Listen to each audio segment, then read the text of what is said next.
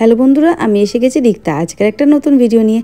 আজকে এখানে বানিয়ে দিচ্ছি চিলি পনির। বড় বড় করে পেঁয়াজ, বড় বড় করে ক্যাপসিকাম, কোনো মাপঝোপ নেই কিন্তু কাটার, যেরকম ব্যাকাটাভাবে কাটলেই হলো।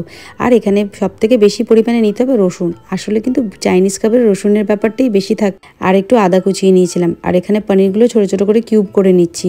এই পনিরগুলো আপনারা লোকাল পনিরও ইউজ করতে পারেন, প্যাকেট পনিরও ইউজ করতে পারেন। তারপর পনিরের মধ্যে একটু নুন গোলমরিচ দিয়ে মাখিয়ে নিলাম। আপনারা এখানে কর্নফ্লাওয়ার গুঁড়ো দিতে পারেন, আমি দিইনি। তারপর সাদা তেলের মধ্যে পনিরগুলোকে লাল লাল করে হালকা ভেজে নিচ্ছি। অনেকে কাঁচা পনির ইউজ করে, কিন্তু আমি এখানে একটু ভেজে নিলে পনিরটা খেতে ভালো লাগে মনে হয়, তাই একটু পনিরটা ভেজে নিয়েছি। তারপর ওই তেলেই রসুন কুচিগুলো দিয়ে দিলাম, আদা কুচো, লঙ্কা কুচো দিয়ে দিলাম। ঝাল আপনারা যেরকম খুশি দিতে পারেন, কোনো ব্যাপার নেই।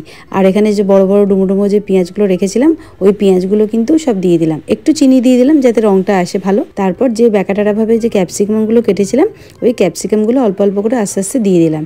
ক্যাপসিকামগুলো যখন ভাজবেন দেখবেন যেন বেশি গলে না যায়, আবার বেশি কাঁচাও না থাকে।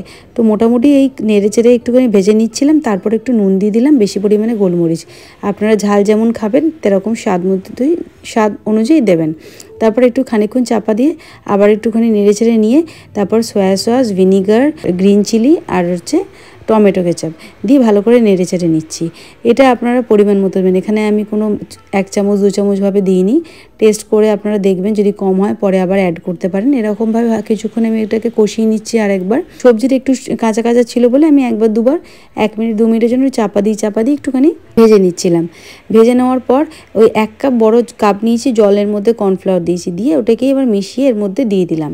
আলাদা করে জল দিয়ে তারপর আবার আলাদা করে কর্নফ্লাওয়ার আমি গুলে দিইনি, 1 কাপ জলের মধ্যেই সব করেছি। তারপর ভাজা পনিরগুলো নিয়ে এবার ভালো করে আবার মিশিয়ে নিচ্ছি গ্রেভিটার মধ্যে। এইভাবে কিছুক্ষণ নাড়াচাড়া হয়ে আসলে আর 1-2 মিনিটের জন্য একটু চাপা দিয়ে দিলাম, যাতে পনিরের মধ্যে ঝোলটা একটু ঢোকে। আর আমার চ্যানেলটা কিন্তু সাবস্ক্রাইব করতে একদম ভুলবেন না। লাইক, শেয়ার, কমেন্ট করে জানাবেন ভিডিওগুলো কেমন হচ্ছে।